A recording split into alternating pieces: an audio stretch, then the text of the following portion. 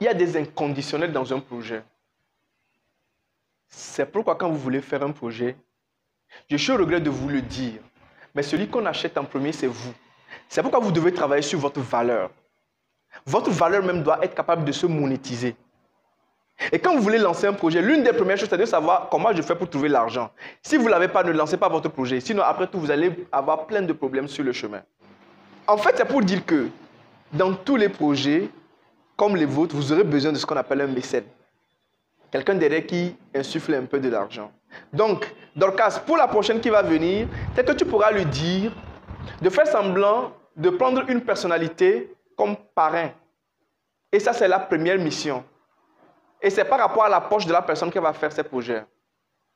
J'aurais aimé te mettre en relation avec une belle personne à Abidjan que j'ai rencontrée, qui est en train de faire aujourd'hui un projet faramineux. Elle fait le projet Nzassa. C'est dans une des langues de la Côte d'Ivoire, qui veut dire que c'est la promotion de la langue locale. Donc, elle fait un Miss pour la promotion des langues locales. Et les filles compétissent en tenue traditionnelle et en parlant leur langue locale. C'est juste extraordinaire. Elle est à sa 8e édition. Et là, le 5 novembre, elle va faire... Je devais être sur Abidjan, mais j'ai regardé un peu mes coûts parce que je dois être aussi sur Conakry bientôt. Donc, je suis en plein travail pour la prospection. Mais je devais aller parce que je suis membre du jury. Par exemple, celle-là, elle a réussi à mobiliser vraiment un grand parrainage sur le projet. Et quand elle a fait les éliminatoires dans les villes, dans chaque commune plutôt, où elle a fait les présélections, parce qu'elle a fait les communales, ou les communaux, ça dépend. Et puis après, maintenant, elle va faire le national. Et donc, dans chaque commune, elle a choisi, je pense, 6 filles. Et ça va faire combien là, etc., pour la finale. Voyez? Et donc, quand elle arrive dans une ville, c'est soit le maire qui est le parrain ou quelqu'un. Donc, ça fait que bon, le financement est là. Elle m'a même dit que la dernière ville dans laquelle elle a fini, le maire, il a pris le projet comme pour lui, parce qu'il est tellement content du projet. Donc, quand vraiment elle est dans cette ville-là, vraiment le maire assure tout. Donc, la première chose en tant que jeune femme leader, que j'estime de mon point de vue, qu'on doit apprendre, c'est la manière dont tu vas négocier les partenariats financiers. C'est d'abord cela. C'est ça le plus important sur un projet. Ta capacité à mobiliser l'argent. Vous savez, si Miss Togo, le comité n'a pas d'argent, elle ne va rien faire. Elle ne paie rien d'elle-même. Elle ne paie rien d'elle-même. Tout est financé par un comité qui s'occupe de chercher l'argent. Donc, dans toute organisation, il devait avoir cette industrie-là qui vous permet de capter de l'argent, d'identifier des personnalités qui peuvent mettre de l'argent. Ce n'est pas un combat que vous devez faire. Par exemple, quand il commence au ODD, c'est l'apanage de nos États. D'accord? Ce n'est pas ton affaire. C'est ton affaire parce que, en tant que citoyen, tu dois te sauver toi-même. D'accord? Mais les politiques sont définies par les États. Parce que toi, si tu dois le faire, tu as besoin de beaucoup de moyens. Et c'est l'État qui doit baliser le terrain. Quand l'État viendra dire que dans votre zone, pour les ODD, on veut lancer tel projet, on veut les associations, c'est là que vous allez venir pour exécuter. Ça, c'est votre part de travail. C'est bon? Mais si vous voulez initier ça, vous allez souffrir. Sans argent, oui. Vous allez beaucoup souffrir. Je ne sais pas si vous comprenez. Je ne dis pas que vous n'avez pas le droit de porter ce projet. Mais si vous me dites que vous êtes riche comme Crésus et que vous avez de l'argent, feu vert.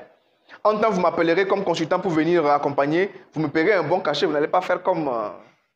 Mais en même temps, c'est important. C'est important de comprendre que votre projet commence aussi par l'argent. Il ne faut pas oublier ça. Pas l'argent forcément que vous avez, mais l'argent que vous êtes capable de trouver. C'est bon? C'est comme ça. Et c'est important. Parce que si vous ne cartographiez pas bien les projets, vous allez vous tromper inutilement. Tout projet n'est pas bon à toutes les phases de vie d'une personne. Je vous ai fait là-bas la stratégie des petits pas. Mais quand on démarre là, on a besoin des projets qui ont une petite configuration. Vous comprenez un peu? Donc quand on dit projet entrepreneurial, tous les projets ne sont pas faits pour vous, attention. Hein? C'est pourquoi je dis, il faut rêver. Je vous encourage. Le rêve, on ne paye pas pour ça. C'est gratuit. Rêvez même, très bien. Mais après le rêve, rappelez-vous que vous devez financer le rêve. Est-ce qu'on se comprend, les amis?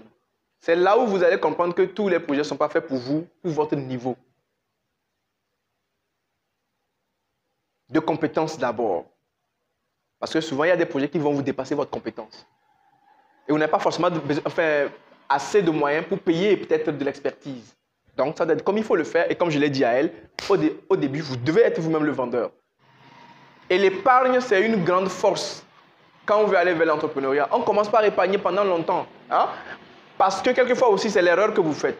Vous commencez l'entrepreneuriat et le jour où vous avez l'idée, vous commencez maintenant par chercher l'argent chez les gens. Vous avez mis combien dans le projet? C'est aussi ça la réalité. Vous-même, vous avez mis combien dans le projet? Sauvez-vous vous-même avant de sauver les gens. Vous allez aller dire aux partenaires que non, nous voulons faire ce projet, il a un caractère social, nous voulons aider les jeunes filles en milieu scolaire à s'autonomiser. Toi-même, tu es autonomisé? C'est ça la grande question.